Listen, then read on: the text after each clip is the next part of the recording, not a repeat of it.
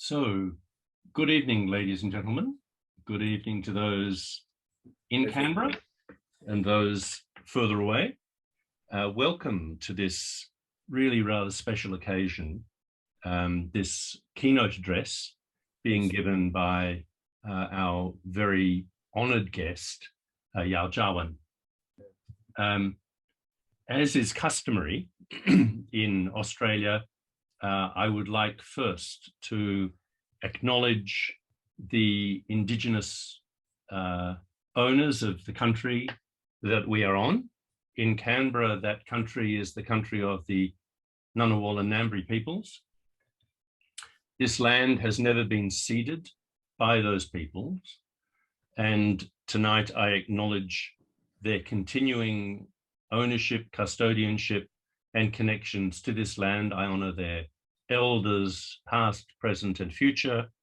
And in particular, if there are any Indigenous people from Australia, Aboriginal or Torres Strait Islander people, or indeed Indigenous people around the world, and in particular in Taiwan, I welcome you particularly.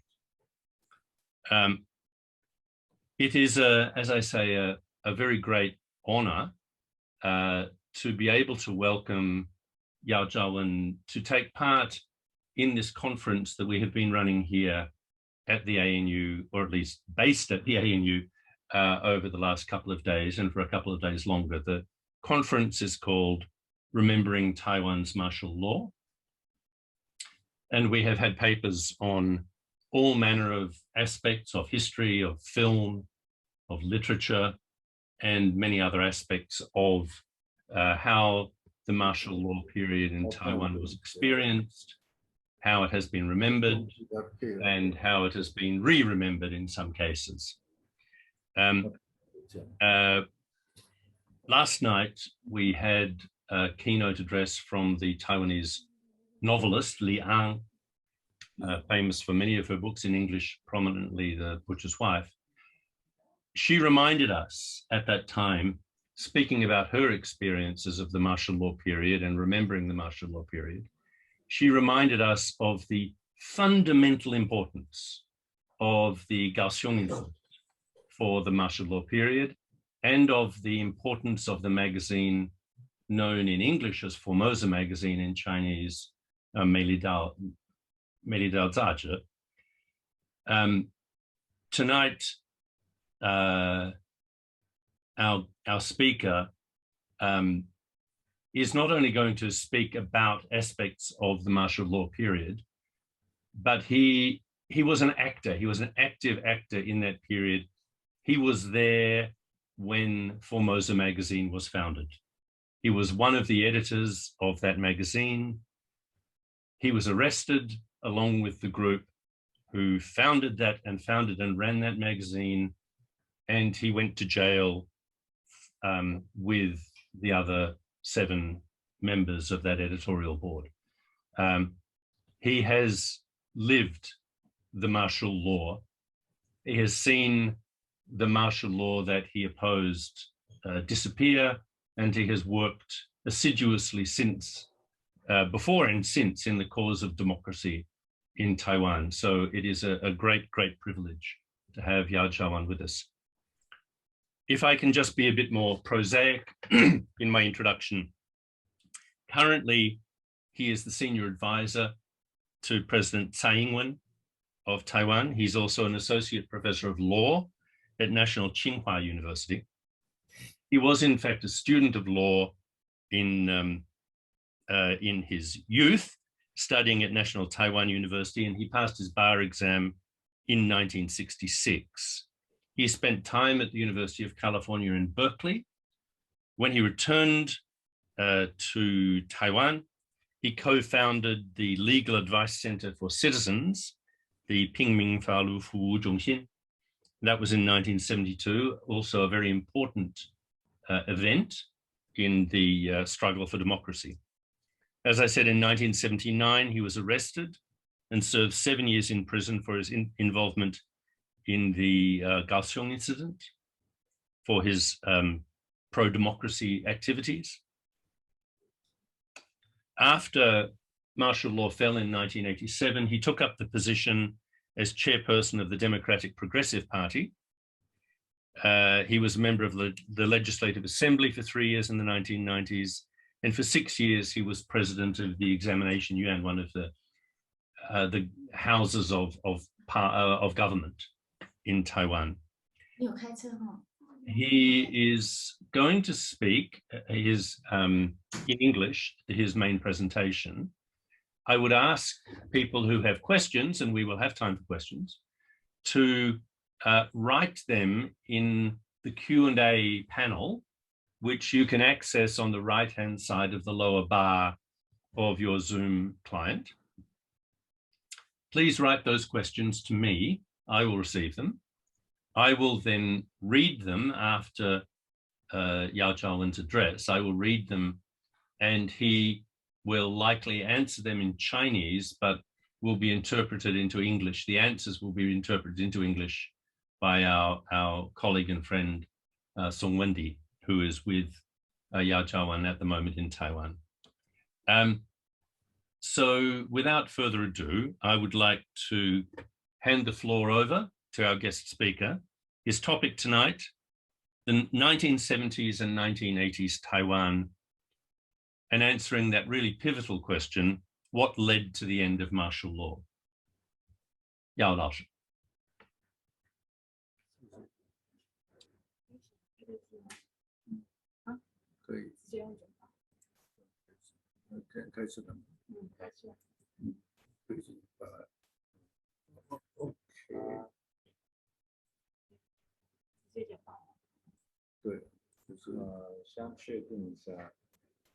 Can everyone see the PowerPoint on your screen?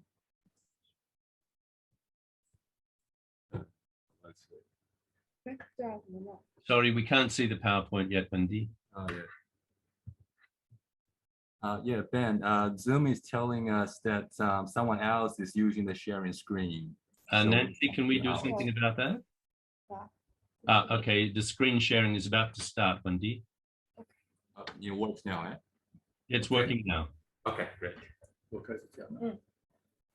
Hello, I'm going to speak the issue of what led to the end of martial law in Taiwan, 1970 to 1980.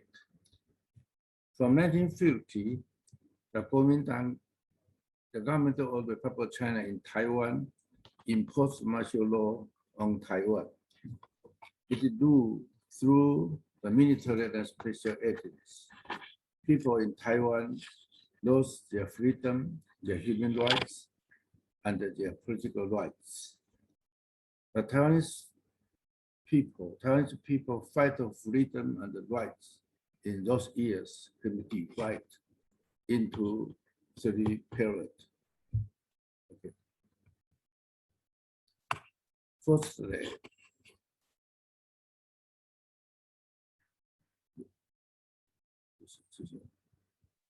in 1950, from 1950 to 1977, the opposition movement, 反对运动, opposition movement, which we may call the fight for freedom. Okay, in 1950 to 1977, or secondly, 1978 to 1986, the democratic movement, 民主运动, the fight of political rights. Thirdly, after 1987, the nation building movement, or 建国运动, nation building movement, the fight for sovereignty. Compared with other countries which impose martial law, the Taiwan case could be considered special and unique. In Taiwan, martial law was not only designed to restrict people's freedom and political activities, but also to maintain a government of China and a China state citizen.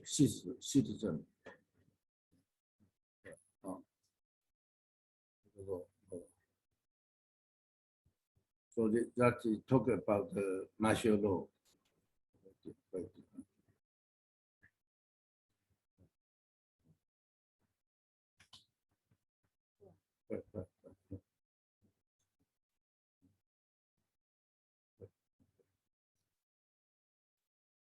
When Chiang Kai-shek fled to Taiwan in 1950, he brought about 2 million military and civilian followers from mainland China with him.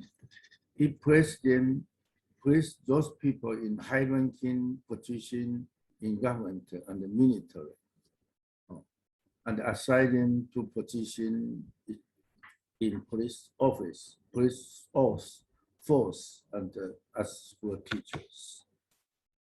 During this period, students were forced to learn Chinese history and geography, and to speak Mandarin, the native Taiwanese language that has been spoken on island for centuries, now usually called Holo or Taiwanese and Hakka, were prohibited.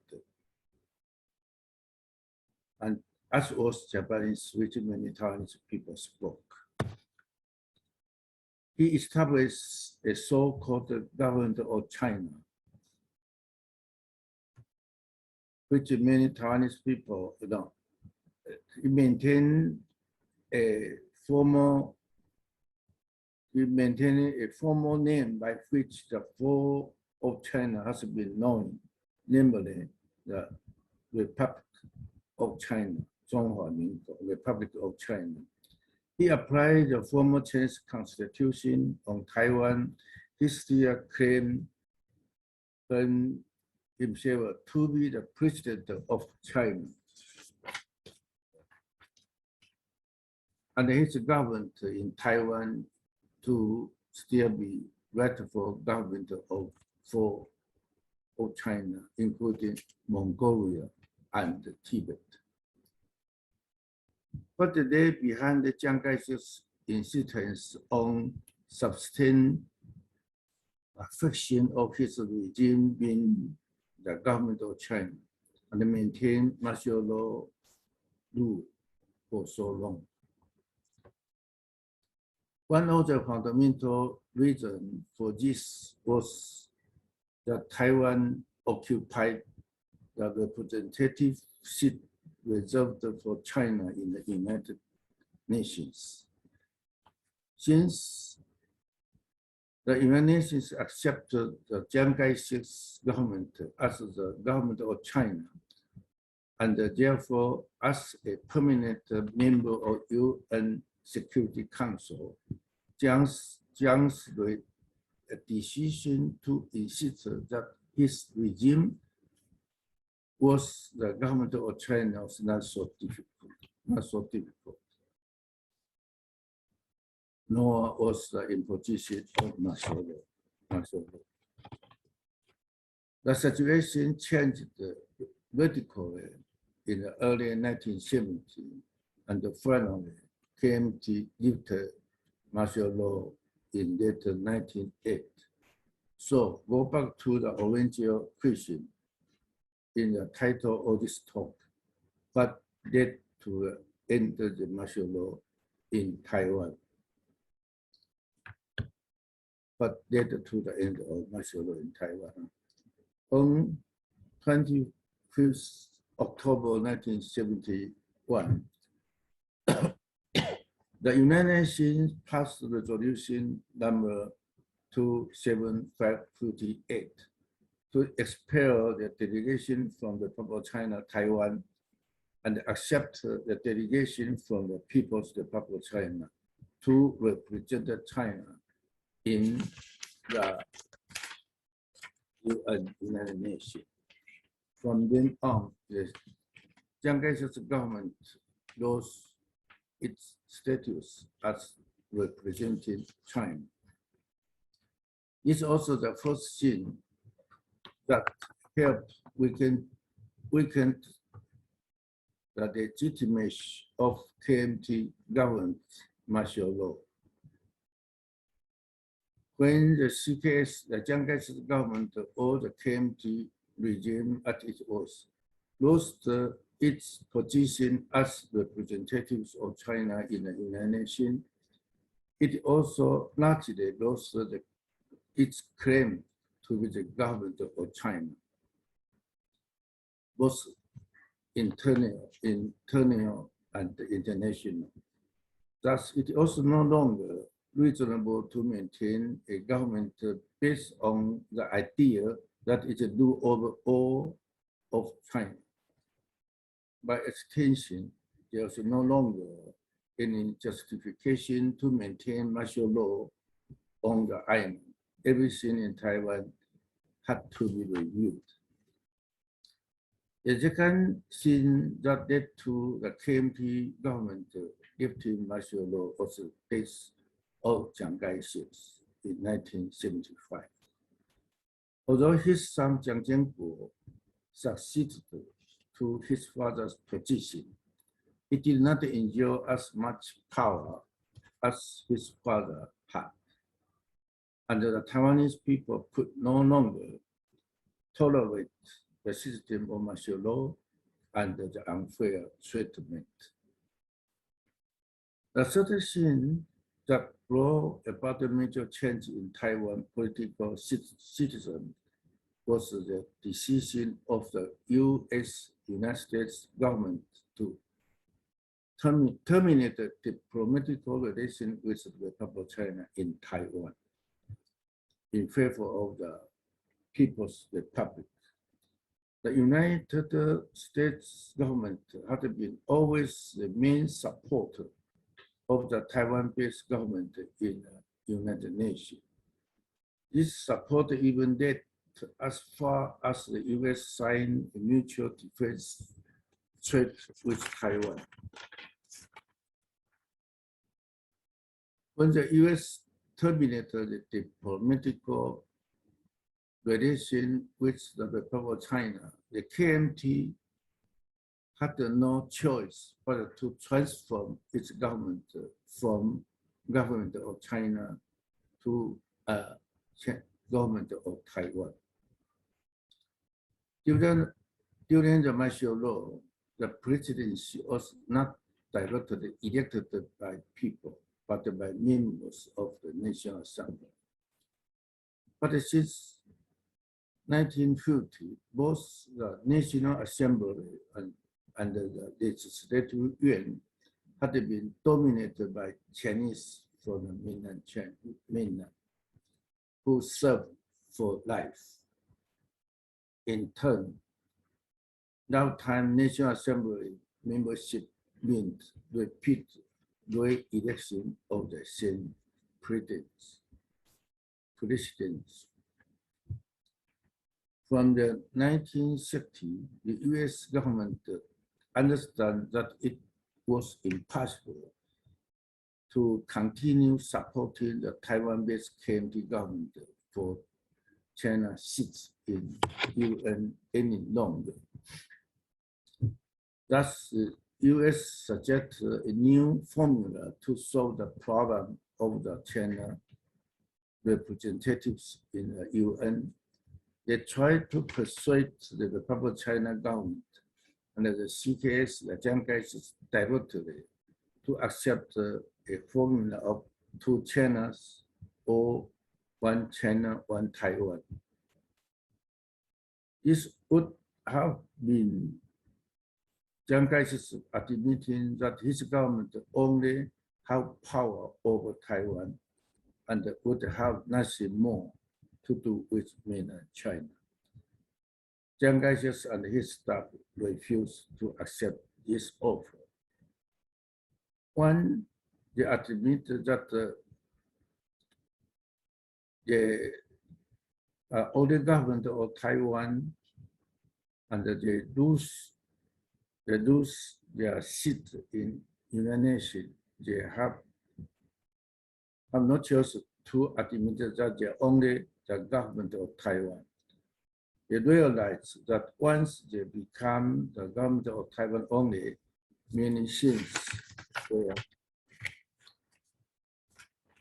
nations and issues were arise. Far from admitting they no longer rule China, they might lose their legitimacy to rule Taiwan too. As it transpired, this fear were eventually realized. After 1971, under the UN resolution, the KMT government were challenged in many ways, and not just on the issue of martial law. In 1979, a group of people, including myself, formed what became known as a Formosa group to lead a new movement of democracy. We were all associated with the Formosa magazine, in which we opposed the political monopoly of KMT. Our demands focused on three issues.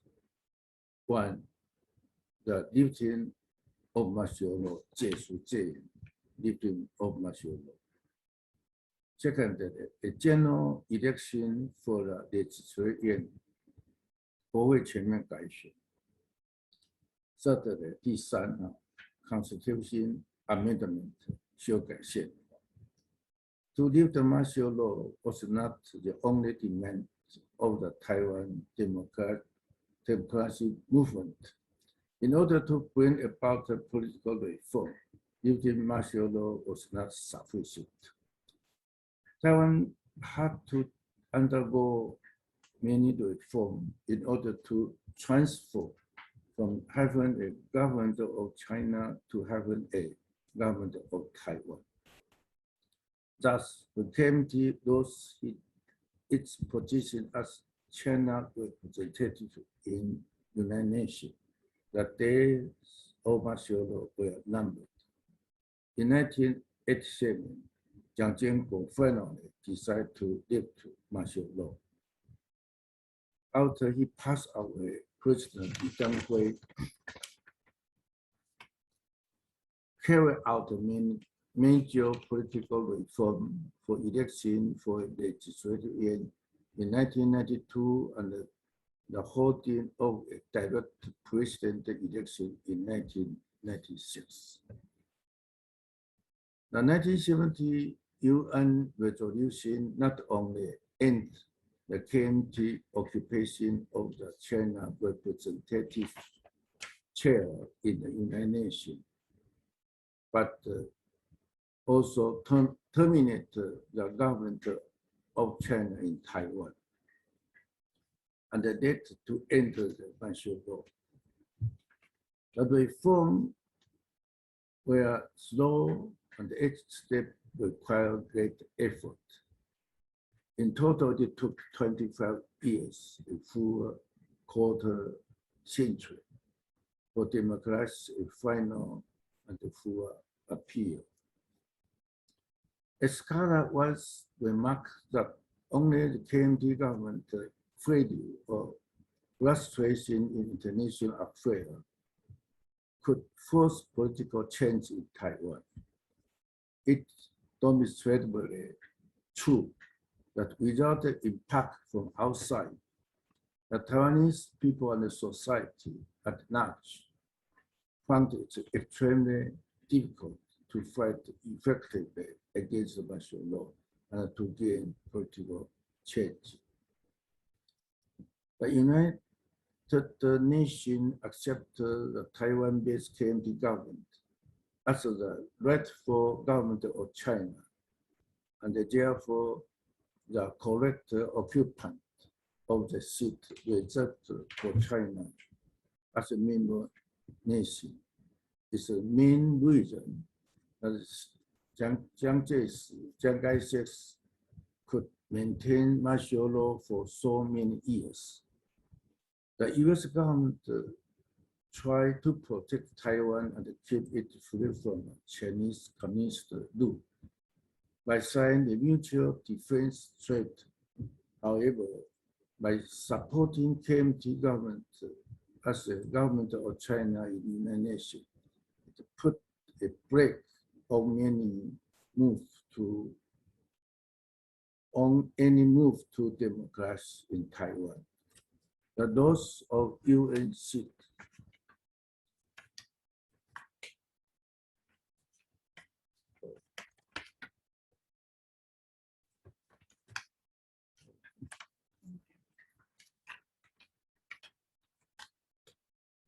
those of UN seat in 1971, therefore, yet developed a strong progress in Taiwan democracy movement.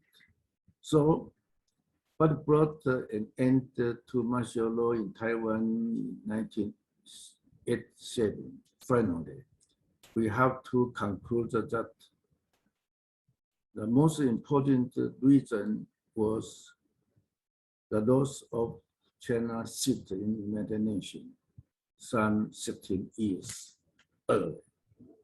Okay, that's everything. Thank you. Sorry.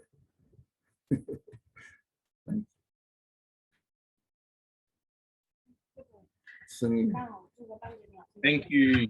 Thank you so much for that really fascinating presentation. It was particularly interesting knowing that you yourself lived through those years. So your conclusions about this major question of what led to the fall of martial law, I think are particularly valuable. So thank you very much for offering us your view of history in this way.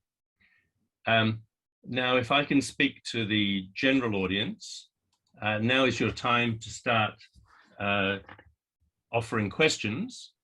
I have one or two already. And if I may start with the first question, it's a kind of personal question, but I think it's one that the audience would like to know. And that question is this.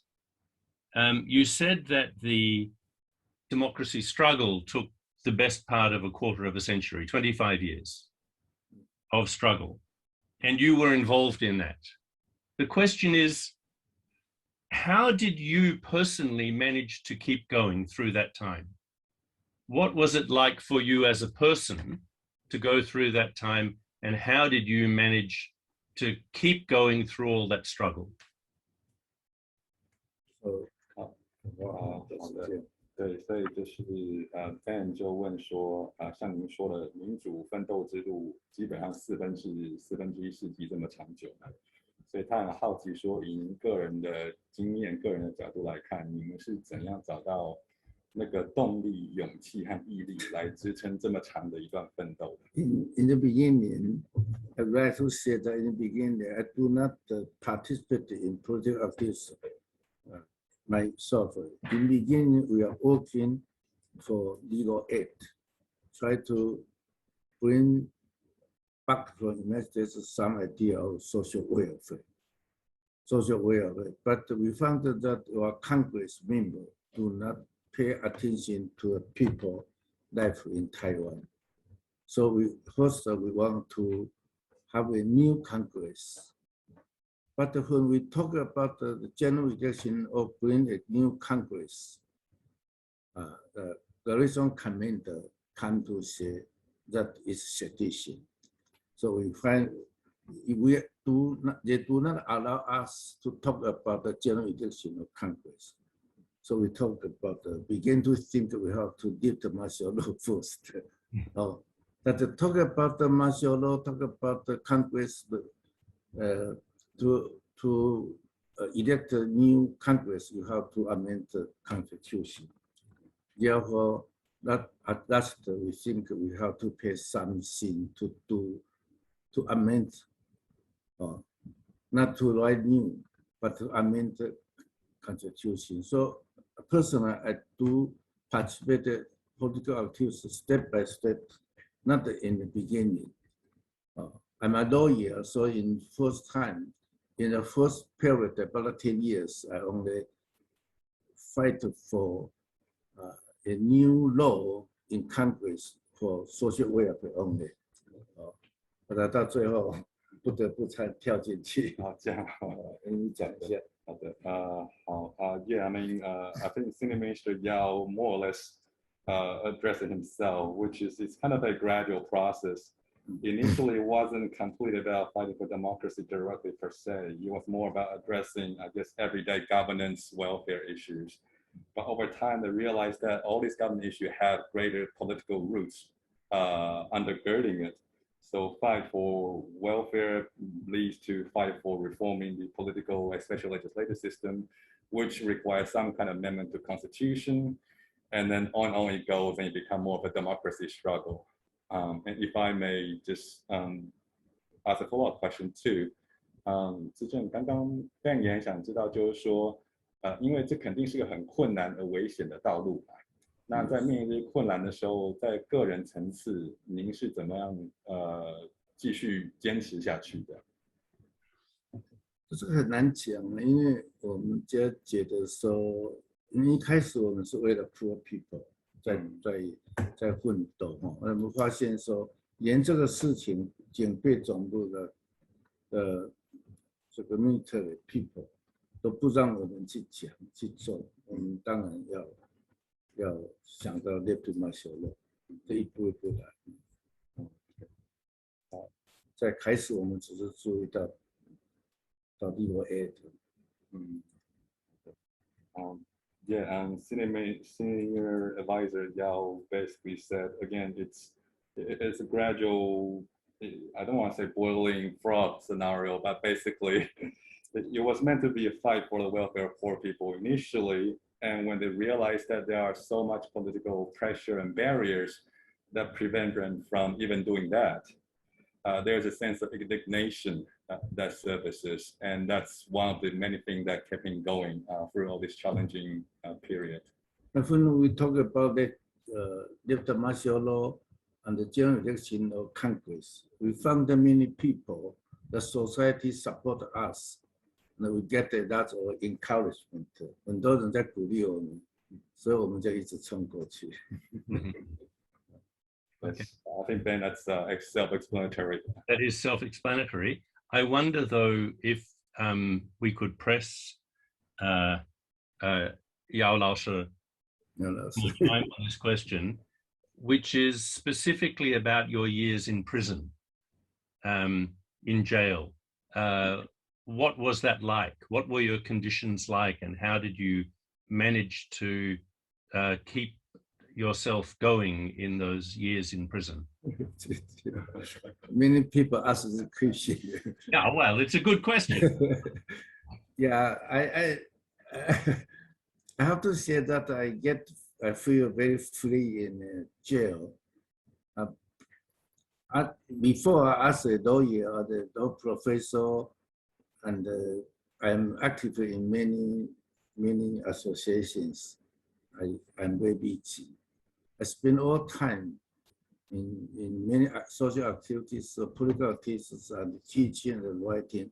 But in jail, I have many free time, so I can read many books without 什么没有外面的干扰。So I I read 1,000 books, and I write lots of books. 7本小说。So I think 这是我最高兴的一段时间。Yes, so yeah, Advisor Yao said, yeah, it's one of the, in a sense, paradoxically, it's one of his happiest time, in the sense that he got complete isolation from the outside. So during those years in jail, he was able to read perhaps 1,000 books. He wrote about 3 additional, presumably nonfiction books, and they serve as material for 7 novels that he has managed to write ever since. What a wonderful answer. So I have a question here from one of the audience. The question is, what impact do you think martial law had on the generations who were born and grew up in that period? And did martial law have an impact on how today's Kuomintang and DPP are. Did martial law help? In other words, how did martial law affect the current state of those two major political parties? 好的他但基本上想问说，戒严它在今天的遗产是怎么样的？一个方面是说，对于戒严年代长大的那一个世代，对他们的各个世界观、心理等有什么影响？第二是说，他们对当今可能是国民两大党组成的这种政治结构，对他们的方方面面又有什么样的影响？最初戒严就是戒严时候，台湾人比较不敢讲话，不敢参加很多活动，所以新的一代人就没有这种恐惧，是第一点所以另外就是因为没有军人没有参加 military control 就没有，军事统治都没有，所以人民就感受到那种自由，敢讲话，敢参加活动，敢组织，这第一点。对于您觉得对你先讲这一点。OK， 好的。Okay, so yes, so first point is that for the generation that came of age during the martial law periods, one characteristic was that they were a lot more afraid of speaking up and afraid of form association or other kind of collective activities because of military control and the high pressure political environment at the time. So that's the first point. 第一点谈到说戒严以后的问题是国民党在戒严时他的教育，它是中国的教育中国教育那个问题还是很存在，像我们的国旗、国号、国歌，它都是照唱。这个问题在台湾国民党所谓中国因素的影响还是很大，那我们还有很多的困难。And the second point is, I guess, the educational legacy. Obviously, during the martial law era, it was always about how Taiwan was part of China, and in a sense, it's almost a real China in a way. And that reflected in the national flag, anthem, and such that was promulgated and promoted at the time. So to this day, for KMT, the main opposition party, there is still a huge China factor that runs through their psyche. 现在是国民党方面或者统派人士跟中国北京政府的结合的合作，让我们台湾追求的目标就是独立建国目标还是有点困难。And that the pro-unification wing of the KMT and how their strong, I guess, relation with Beijing and the CCP, how they form a united front against the pursuit of Taiwan's greater autonomy and independence, that remains a challenge for Taiwan to this day. Yeah. Thank you. Thank you. So the next question we want to take you back to your own experience of martial law. This person is asking, how did you manage to evade or deal with the special agents of the government during the martial law period? How did you deal with the surveillance culture that was going on from the KMT government when you were promoting Taiwanese independence? 好的，所以问的还是对，就是戒严年代，您是怎么样去，不管是躲特务，还是说跟特务们打交道，然后同样那时候有很严重的这个监视和告密文化，这方面您又是怎么处理？其实，在1971年以后，警备总部Liberation Command的声望已经很弱。1971警备总部之后，声望开始下降。以后的警备总部已经不像以前那样，台湾社会根本上不像以前那样怕他们，他们也好像那个威权就低落了。所以1971年以后，因为他们一直在讲说我们是中国政府水表面，所以大家都不大相信，所以还有蒋介石死掉以后，蒋经国想拉拢台湾人来对抗蒋夫的党派，也造成说国民党的声望就在降落，台湾人的地位在提高，我们比较不怕。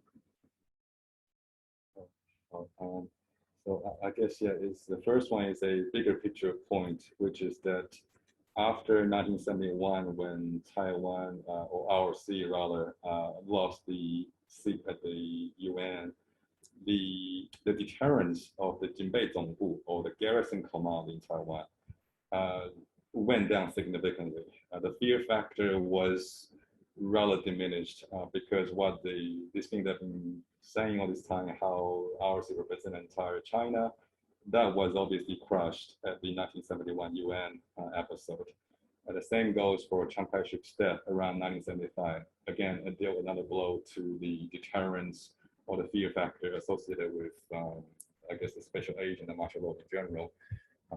实际上有另外一个问题是说，但是就您更个人的层次的话，如果你被特务监视啊，或者说你跟家人朋友被他们监视之后，你要怎么办？当时对，我们都相信电话有窃听还有像我们外面的行动，包括我们开车出去都有人在跟这个事情。我们那时候真的开始真的是笑话，不大怕。那时候的这个特务调查局跟警总这两个机构的这个特务，就不像以前那样嚣张。这个是 OK。那个时候我先讲一段。蒋经国 try to get the support from Taiwanese in order to fight with Madame Jiang. So 蒋经国 and his staff keep saying that we need your support. 所以他讲说革新reform 革新保台。所以他们其实他需要。蒋经国需要他们的 support 去对抗老派，对我们比较客气。So 2 points. First point is a addendum to the previous point, which is the fear factor alone that came with the garrison command in general went down. For one reason was that when the younger Chiang president Jiang Jingguo came to power, he was involved in a power struggle with his mom, not biological mom, but Madame Chiang Kai-shek at the time, Song Mei-ling. So Jiang Jingguo tried to present himself as more of a reformer kind of figure. So as a result of that, the martial law, the security apparatus was a little more, in a weird way, easygoing than the first 20-odd years.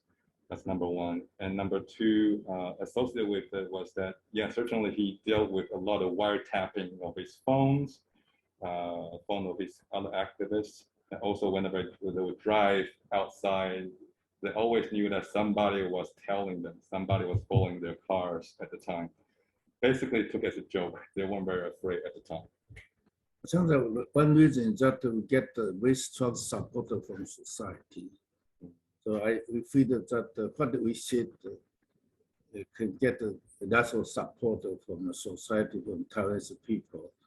So we are not so afraid of being followed or even be arrested someday. 我们比较觉得有很多的人在支持我们，很多人 back 我，那人 back Yes, that's excellent. Yeah, he believed that they have the support of the Taiwanese society and their people. So it's in that sense that they feel like everyone had their back. So they were not very afraid. Yeah, that is true. After we are arrested, or这个警备总部the court martial tried to send us to death, but I don't believe. I don't believe that they can send us to death. 我们不太相信他能够判我们死刑，结果没有判我们死刑，社会觉得说警总没有那么厉害。Yes, that's another example you raised, which is that they, because of the societal support, they never thought that the Garrison Command could ever give them death penalty. And it turns out they were proven right at the Formosa trials. I myself predict that my sentence will be 12 years, 12年, not death sentence. that's true. 我猜对了，我猜对了，因为我相信警长没有那种本事判人死刑。So he said he was proven correct, that he predicted his sentence would be 12 years in jail, and that certainly proved to be, that showed that it's time to buy more lotteries. So he predicted correctly. So the next question is very different. And it's a question that I'm sure you get asked frequently, especially by people overseas. That is, do you think a Taiwan Republic is possible? Do you think that Taiwan will need to continue to use the name Republic of China? And I would add, with the Olympics going on and with the triumph of the Taiwanese weightlifter winning the gold medal, how you feel about the Olympic designation Chinese Taipei for Taiwan? 这个问题是有听众问您说，您觉得中华民国 ROC 这个名字是会一直用下去吗？还是说您觉得台湾共和国这个证明运动是有达成的一天的？然后连带的问题就是，您先回答这个好了。我们现在在推动证明跟制宪两个活动，证明跟制宪就是说要把Republic China 改成台湾的 Republic， 就是证明制宪当然是做一个新的项目，就是我们现在所推动的运动。Yes. So yeah, to start, he said there are two things they are pushing for. Number one is rectification of Taiwan's name, i.e. from ROC to Republic of Taiwan. And a related act is that they are also pushing for passing a new constitution. Taiwan is not part of PRC. We are not part of PRC. We are not going to separate from PRC. No, we are not part of PRC. So the question is the change of name. The change of name. So 我相信那个比较简单。这是第一个部分。Okay. The first point is that Taiwan is certainly not part of the PRC, so it came to an issue of changing the names. So in that sense, he has strong confidence that it will be done. 对 ，It talk about 奥林匹克吧。对，然后第二个问题是奥林匹克这次用中华台北队名 Let 的 me 感 think. 觉。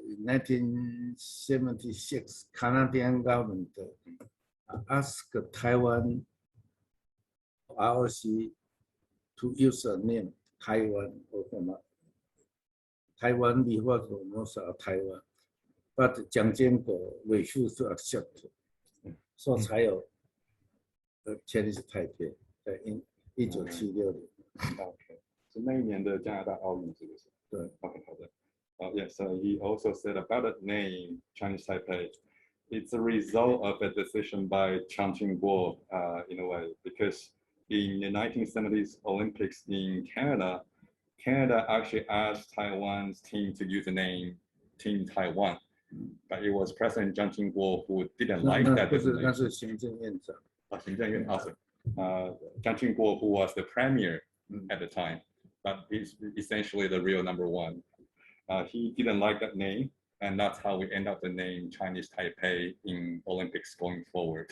So like I said, Taiwan had that option. 那是已经1970年以后的5年了，蒋经国还是这样想。台湾真的他是冲的，已经5年以后了。Yeah, and he drove home the point that it was 5 years after 1971 when ROC got kicked out of the UN and the China stayed at the UN, but Chiang Ching-kuo still fought like that. 那时候是国民党在反对，现在是北京在反对。And the irony was that back then it was KMT who didn't like the name Team Taiwan, And now it's Beijing and the Communist Party of China who oppose the name Team Taiwan.